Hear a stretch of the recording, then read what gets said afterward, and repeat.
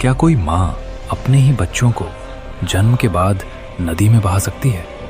और अगर हाँ, तो उसके पीछे कैसी मजबूरी हो सकती है? महाभारत की कहानी में एक ऐसी रहस्यमयी माँ है जिसने अपने 7 बच्चों को जन्म के तुरंत बाद नदी में बहा दिया। वो थीं देवी गंगा, और 8वां पुत्र बनने वाला था महाभारत का सबसे महान योद्धा भीष्म पितामह। हस्तिनापुर के राजा शांतनु एक दिन गंगा नदी के किनारे घूम रहे थे। अचानक उनकी नजर एक अद्भुत सुंदर स्त्री पर पड़ी। उसके चेहरे पर दिव्यता थी, उसकी आंखों में शांत गहराई।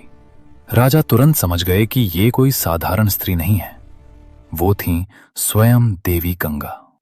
राजा शांतनु उनके प्रेम में पड़ गए और विवाह का प्रस्ताव रखा।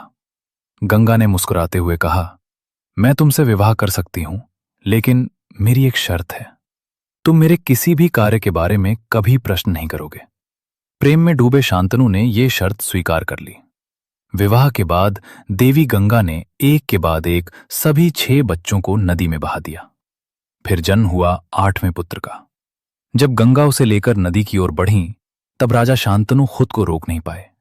उन्होंने चिल्लाकर कहा, बस अब और नहीं। गंगा रुक गईं। उन्होंने शांतनु की ओर देखा और कहा, आज तुमने अपना वचन तोड़ दिया है, इसलिए अब मुझे जाना होगा। लेकिन जाने से पहले उन्होंने एक रहस्य बताया।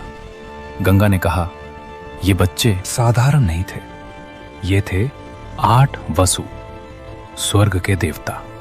एक बार इन वसुओं ने महर्षि वशिष्ठ की दिव्य गाय चुरा ली थी। महर्षि ने उन्हें श्राप दिया कि उन्हें पृथ्वी पर जन्म लेना पड़ेगा, लेकिन उनकी मुक्ति जल्दी हो सके, इसलिए मैंने उन्हें जन्म के तुरंत बाद मुक्त कर दिया। 7 वसुओं को मैंने श्राप से मुक्त कर दिया। गंगा ने उस शिशु को उठाया और कहा, यही बच्चा देवव्रत आगे चलकर बनेगा भीष्म पितामह।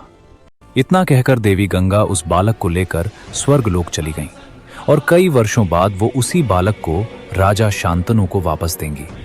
लेकिन तब तक वो बन चुका होगा एक अद्वितीय योद्धा।